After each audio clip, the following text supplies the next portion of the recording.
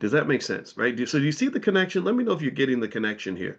Right? If this girl had more confidence, maybe if her parents had instilled her a little more self-love. Just this morning, I was riding, in the car with Taylor, this poor little girl. It's got to be torture to like ride to school every morning with a 54-year-old college professor who's thought deeply about every aspect of life, right? So I just randomly go down some rabbit hole. But I said, yeah, well, I just want you to love yourself because self-love is the cousin of self-esteem, which is also the cousin of self-confidence, right? So if you have self-love, then you have self-esteem, and you used to have self-confidence. You have confidence because you're confident in who you are, and because you love yourself. And I said, but you can't just love yourself when you're perfect. You got to love yourself when you're less than perfect, right? And we did all these things, right? And I was doing all that because it's like, look, I don't want people out here pimping and manipulating you and extracting things from you because you've got these voids in your self-esteem and self-confidence. I remember I saw this guy do this. So ultimately that video, I think what that video says to me is that those things like these cosmetic surgeries and stuff like that, they're not just expensive, but they tend to be a product of a dissatisfaction that we have with who we are, right? And I'm not telling you that you're a sucker for getting a cosmetic surgery. I personally, I talk to my wife, and whenever we that topic has ever come up, I'm like, no, Kanye lost his mama that way. We ain't doing that. Right? Like even the parts of you that got stretched a little bit when you gave the gift of life to those beautiful children, we gonna keep all of that. Like that to me is you're a veteran of the battle for motherhood, and for that I honor all the troops. So God bless all the mamas out here. I know the price you and your body have paid to give us life, and for that I think we should be eternally grateful and not just criticize you because you have a stretch mark or two.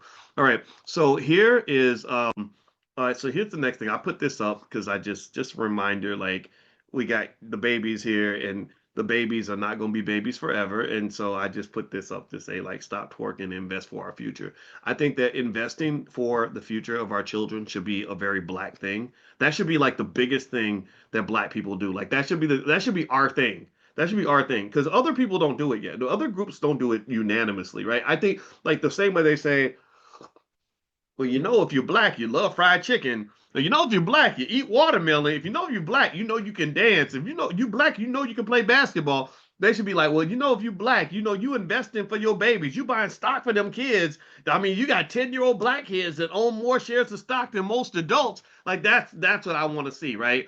So stop twerking and invest for the kids' future because if you start investing while they're young, it's very easy to have financial security when you're older. Financial security is like a building. It's very hard to build a building in 30 seconds, but it's very easy to build a building if you give yourself 30 weeks or 30 months or 30, if you give yourself time, you can build anything. So building the house of financial security that will keep your children emotionally warm in adulthood, it's something that must start early. If it starts early, then it's very easy to do. So start early, buy them stock. Christmas is coming. Don't just buy them toys, buy them shares of stock. If you're not sure what to do or how to do it, we have a stock market program, drboystockmarket.com. My PhD was written on the stock market. My dissertation was written on the stock market. My whole committee went to the University of Chicago, which is like the Vatican of finance. They pretty much invented everything that you see in the stock market. Everything the model used to price stock options is called the Black-Scholes option pricing model. And if I'm not mistaken, they were at the University of Chicago.